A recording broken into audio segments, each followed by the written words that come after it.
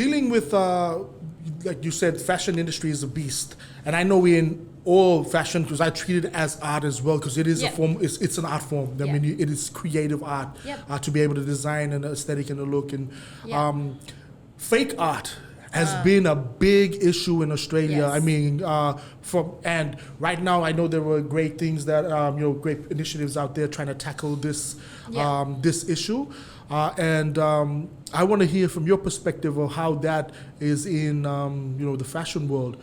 How does that have an impact, and what do you see like a way that we can really take control or really, try to expose that? And what we'll do is we'll link in some information for people out there who's interested to have a look about the stories and the issues around fake art in Australia. And it's been going on for far too long. It has. Yes. And I think in regards to fashion, it's a bit of a hard one because and especially Indigenous fashion. Yes. There are a lot of collaborations that are happening nationally with non-Indigenous designers and then an artist. So I guess what we're looking at, there's many facets that you could be looked at. But for instance, the collaboration with an artist and making sure that they're getting the right remuneration for their design, and then does that artist know about the designer's capacity? Like, do they know how many creations are actually being made out of their designs? Yes. And are they getting a percentage of the sale, or is it an upfront payment?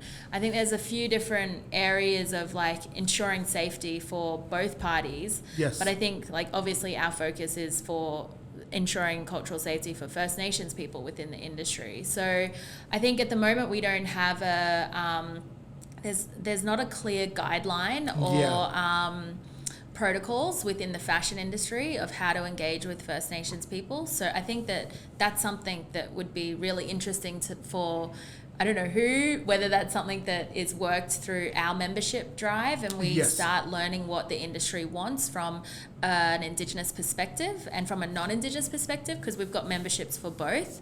And at the moment that's all free, and we're just trying to open the discussion to learn what the nation is wanting to see in terms of change within the industry.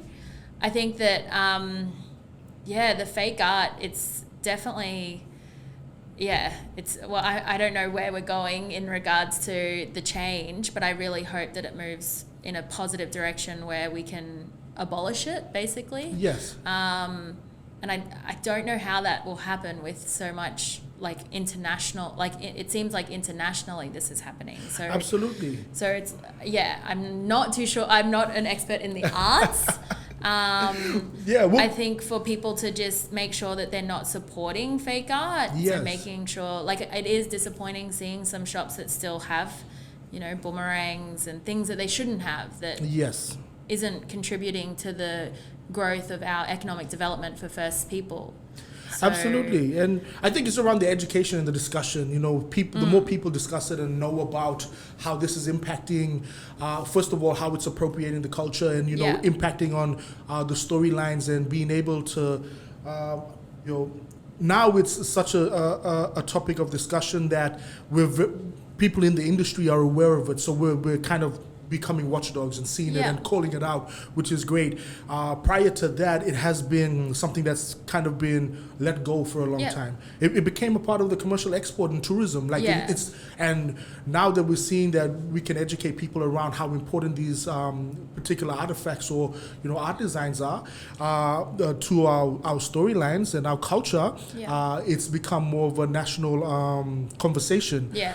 More of that is what we need. And I know in other disciplines in the arts industry, they have peak bodies and organizations that advocate for this. In the music industry, we don't have that. I mean, the exploitation. That's the same as the fashion industry. So this has been a big part of my journey for the last 2 years, is to be able to see if we can get a collaborative of musicians, one, to educate about the rights responsibilities to IIP, so Indigenous Intellectual Property, their rights and royalties. Oh, I haven't heard IIP. I've heard IP, but I like IIP. So IIP is and because when you document a song, a story in a song format, and the ownership of that belongs to the artist, most people don't understand about their rights, even just with the collection of what they owed and the legal forms of who owns the copyrights, and these things I'm passionate about, so I speak about it quite a bit in many forums, but also act upon it by showcasing what we do in business format. And where I'm leading to this is more, it was interested around, the First Nations fashion and design, you're non-for-profit, but also how you collaborate with artists on the business aspect to be able to give them that empowerment. I think that's where I know from my industry where I focus on. So the more you empower someone to be able to understand all of this, it just keeps on generating. So reach one, teach one is what we say. Reach one. Each one, teach one, reach one. Nice. That's a good slogan.